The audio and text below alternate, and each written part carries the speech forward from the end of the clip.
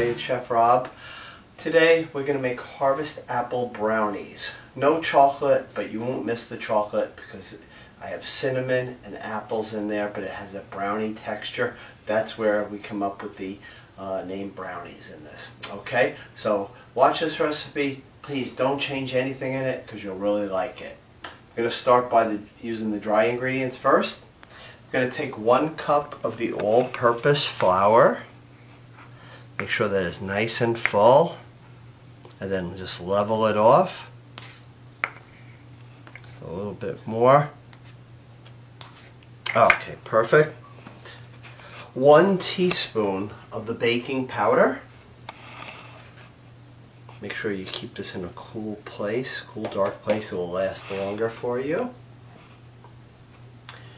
And now 1 teaspoon of the ground cinnamon. If you like a little more cinnamon, you can go a little bit higher. Okay, cinnamon always tastes really good, doesn't it? Okay, and then 1/4 teaspoon of salt. Never leave out the salt because that will bring all the flavors in this together. And make sure it is the 1/4 teaspoon. Okay, we're just going to mix this up. And it'll be time to do our wet ingredients. Just make sure it's really blended well. You can either take a wire whisk or just make sure you're doing it really good with your wooden spoon. I'm going to use a 1/2 cup softened butter. I took this out about an hour and a half ago, so it is nice and squeezable. Okay, it's unsalted butter. 1/2 cup is 1 stick. Just going to put that in here. And then I want 1 full cup of the granulated sugar, and do take that full cup because that will matter on the moisture and the texture of your apple brownies. Okay, so we're just going to dump that in here. You could take an electric mixer, or since there's not too much in here, it's nice and soft, the butter. I'm just going to take it, since I have gloves on, I'm just going to mash this around, and I want to get all that sugar gone. I just want to cream the butter and sugar together.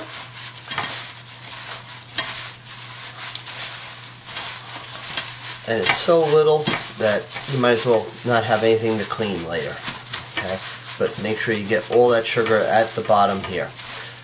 When we bake these, we're going to bake these in a 350 oven for about 30 to 35 minutes. Keep your eye on them. You're going to put them on the bottom rack, and you're going to put a piece of aluminum foil on the rack above, and that will prevent it from getting too dark too quickly. Okay? Okay, very good. Took about 4 minutes just to kind of mix this butter and sugar around. I'm now going to put in a teaspoon of the pure vanilla extract.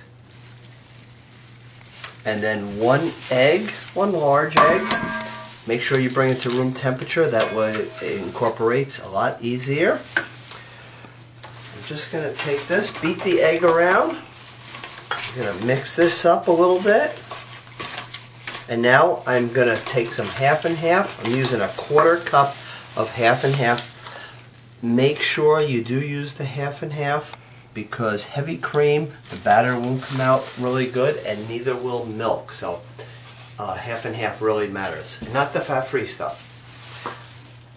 Just going to add this in here.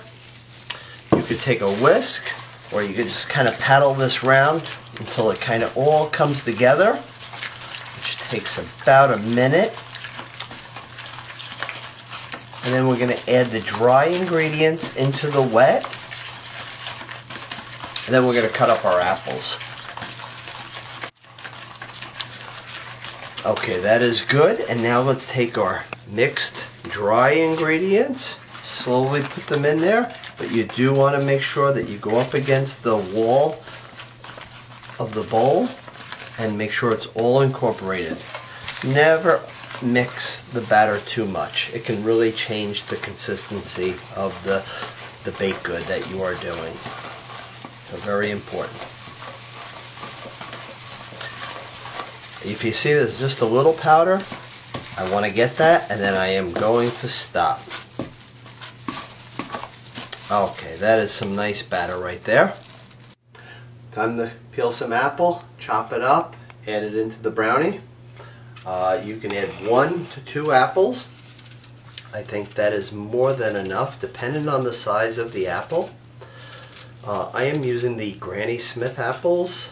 When you get all the different fall apples from upstate and Long Island, try the different ones and mix it up, and you can add this into these brownies and it will make it really, really good. I'm just going to cut the 2 ends off here. And over here, leave this cord. You can always eat that later. I'm just going to cut it into little pieces just like that. So you're going to be able to taste the apple in each bite, but they're small enough too that you're not getting a big chunk. But this brownie is a preference. If you like big chunks of the apples, leave big chunks. You like it small, don't want such a big apple flavor in each bite, cut them a little smaller. So we are going to mix this into the batter. As soon as it is mixed into the batter, we're going to spray our pan. That is good. We just fold this in.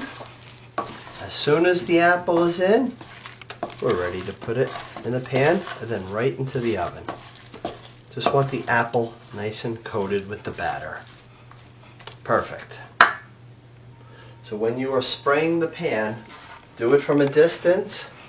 Have the can away from it, and you just want it very lightly. If you could see, it is not greasy on the bottom. It just has a little shine, and that is it. If you put too much in there, or you can see a little puddle, wipe some out, because otherwise you taste it and it goes into your brownie. You don't want to taste that in your brownie.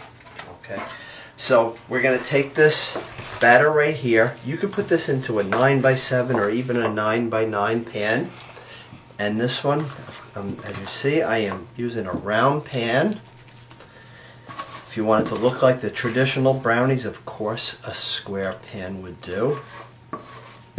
Always make sure that your batter is really even, because you want it to cook really even. Okay, so spread that out really good.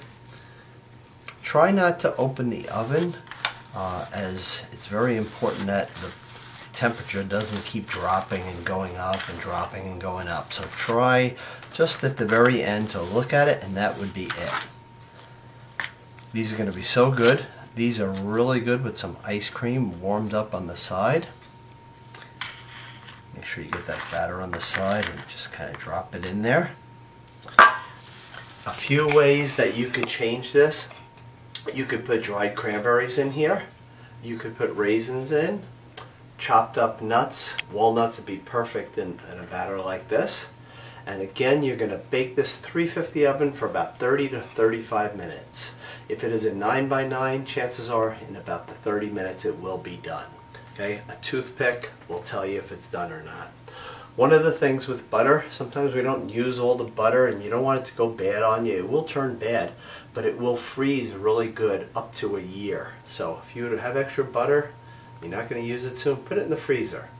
If you ever get a stick of butter and it's been in your refrigerator and you see different colors in it, some light, some darker, you'll know that that butter is old, okay, and is really not going to be good for you.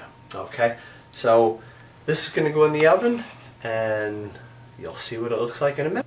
So our harvest apple brownies are done. They took about 30 minutes, nice and warm, really good to eat when it's that warm, and serve it with some ice cream.